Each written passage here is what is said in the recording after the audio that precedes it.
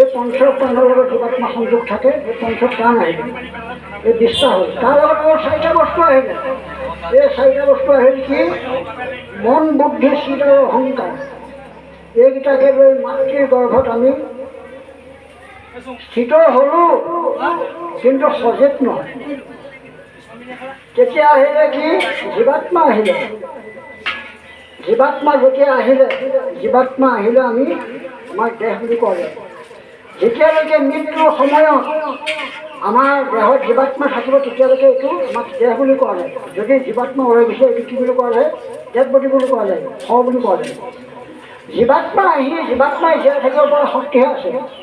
যেনেকৈ ইলেক্ট্ৰিকৰ বাল্ববিলাক কমাই থাকে, কাৰেণ্টটো যদি গুচি যায়, তেতিয়াহ'লে সজীৱ হৈ থাকিব, কিন্তু নিজে হৈ থাকিব, সজীৱ নহয়, প্ৰকাশ কৰিব নোৱাৰে।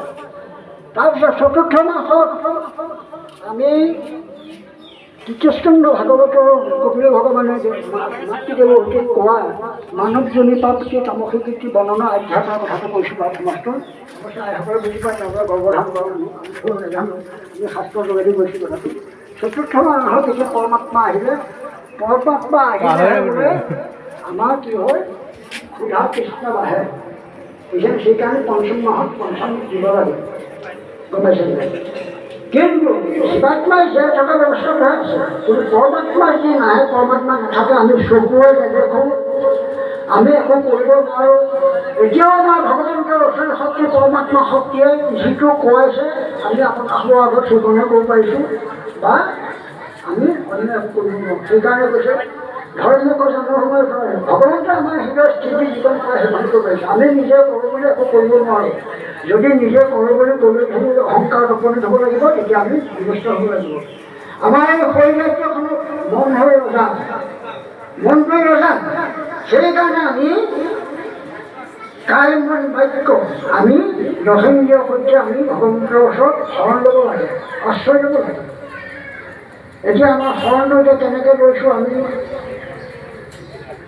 শৰণত কৈছে গোসাঁই মাধৱপুৰে, বচনেকে বলে মাত্ৰ হৰিত শৰণ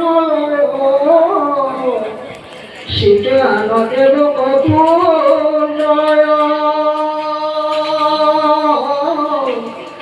জানিবা শিশিজনা সিদ্ধিতাৰ নৱভয় হৰি তাৰ সন্তোষণ।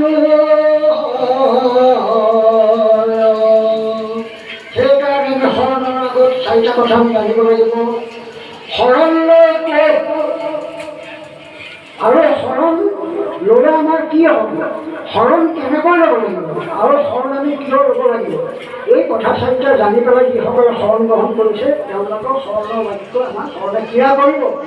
যিসকলে বাধ্য কৰিয়ে শৰণ হ'বলৈ গৈছে, যে শৰণ নহ'লে সৰু মানুহ আমাৰ হাতে নাখায়, শৰণ নহ'লে ৰাইজে আমাৰ হাতে নাখায়, এনেধৰণে শৰণ ল'বলৈ গৈ চিন্তা আন্তৰ্যতা চিন্তা কৰি শৰণ, কিন্তু শৰণে কেতিয়াও কামত নহয়। সেইকাৰণে আই কুন্তীয়ে